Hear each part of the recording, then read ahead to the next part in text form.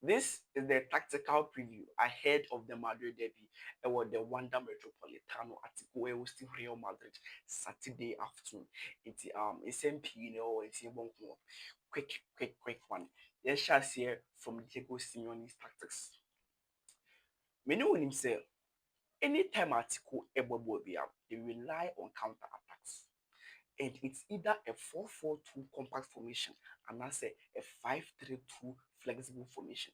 And in this case, why would Diego Simeone wants to play this formation against Real Madrid? It is just very simple. Simeone himself, if he opens up the game to play with Madrid, Madrid have the talent to punish him centrally. So what do? I have to allow you to go wide. And if he does play this system against Xabi Alonso's Madrid, then it's going to be an advantage to Xabi Alonso if he allows Madrid to go wide. And I have a source. Before Madrid, back offer Xabi Alonso from Bayer 04 Leverkusen. Now Alonso a typical 3-4-2-1 system with two number 10s.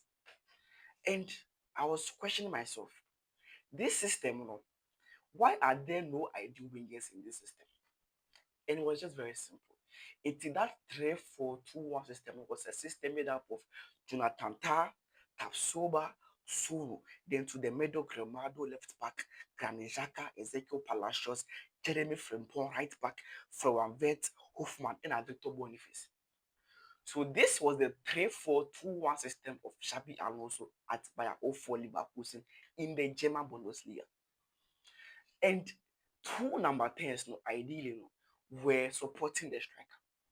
But both the left back, Grimaldo, and the right back, Jeremy Frimpong, were tasked to attack those wide areas like wingers. So in this case, they were inverted from fullbacks into wing backs. That leads me to the conversation of it being an advantage for Xabi Alonso if, say, Diego Simeone allows Real Madrid to go wide. Then Madrid is going to punish Atletico Madrid if Simeone allows them to go wide, because that is the natural system of Xabi Alonso to play wide with his fullbacks. And I have seen in several situations at Madrid that Xabi Alonso are implementing the same system. Now, how is Real Madrid going to break the deep low block of Atletico Madrid? And I say, if Madrid is forced to go wide, how are they going to punish it here? It is very simple. Obianim said, any deep low block system, they leave half spaces in between them. Semekase half spaces, those are spaces between the center backs and our full backs. Spaces between center backs and our central midfielders, those are called half spaces. And how is Madrid going to use that half spaces to punish Atletico Madrid? Very simple once again. You have players like Vinicius Junior, Kylian Mbappé, Franco Mastantuono. So these players can be tasked to make those runs into those half spaces. So how are they going to get the ball to them? It is very simple.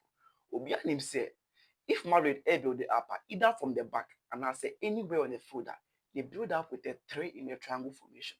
But ideally, it is not 3 in a triangle formation. A 3+1 formation, as you can see, with Aurelien Tchouameni, airdrop Bono. So it becomes a quartet formation. And if Madrid build in that quartet formation, that means either the fullbacks and I said the wingers will be tasked to make those runs. And if they make those, that means that the DM have to play the ball to them. And that is a case at Madrid based my punish Atletico Madrid. And in another case, it's a situation where that is Tchouameni in a Carreras. You would think, say, Tchouameni cover the position of Carreras at the left back, but he is not covering the position of Carreras. Meanwhile, he is dropping to get the ball. Those are three Madrid players. So they are building in 3 in their triangle, but ideally, it is a quartet build-up. That is Tchouameni joining to build up. And we push Carreras up front to take the weight, and I said to hold that weight for Real Madrid. And that is a brilliant possession play from Xabi Alonso. And why is Xabi Alonso using Tchouameni in this case? We all know, say, the past years, the creative players in the middle of Madrid was Toni Kroos and Luka Modric. And these players are no more there. So who is going to be that creative player for Real Madrid? So Alonso thought to himself, "Sir, now I don't really have a creative player. So what do I do? Then I have to get a player who can play the similar role of Tony Cruz. Then I take you back to that same image. Tramini airdropping to become a quartet at the left hand side of Bob Bonema Vinicius Jr. That is a role of Tony Cruz. But this is a case that Tramini ain't taking that role. That should tell you something. So these are ways that Real Madrid they beat my punish ATM when they are forced to go wide. But ATM is a very stubborn side when it comes to football. You would think say they are defending, but in the blink, no, when you counter attack, then it is a goal. So they are very, very lethal when it comes to counter attacks. You can give it to them, Atletico Madrid. And how does Madrid stop those counter attacks from Atletico Madrid? It is very simple. Total football, we call something the rest defense system. So this is simple. How do you defend whilst attacking? How would Real Madrid defend whilst attacking Atletico Madrid? Come on. So the past seasons with Carlo Ancelotti, no, this Madrid side, no, in terms of pressing and defending, it wasn't good.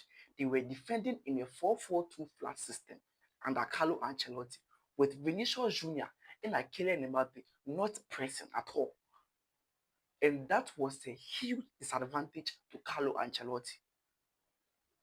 But with the system of Xabi Alonso, Nyoma Asasakaka, if Madrid is defending and they defend in a 4-1-2-3 system with a man to mark pressing, and especially if the ball started from the goalkeeper and I say a goal kick with the opposing team, then Madrid starts pressing right from the goalkeeper.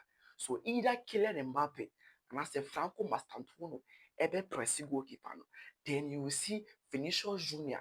and I say Adagula are taking those DMs. No? Then the DMs of Real Madrid, no? Federico Valverde and Tchouaméni able taking the full backs of the opposing team.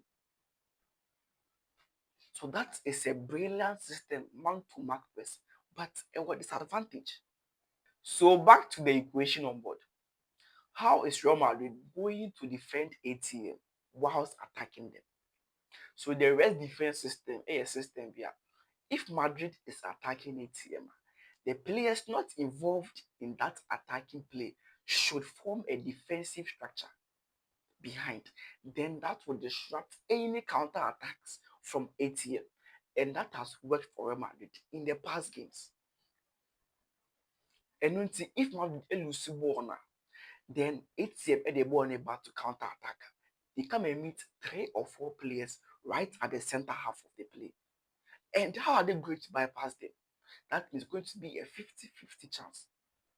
So this is a way Madrid able to attacking and as bypassing those counter attacks from Atletico Madrid.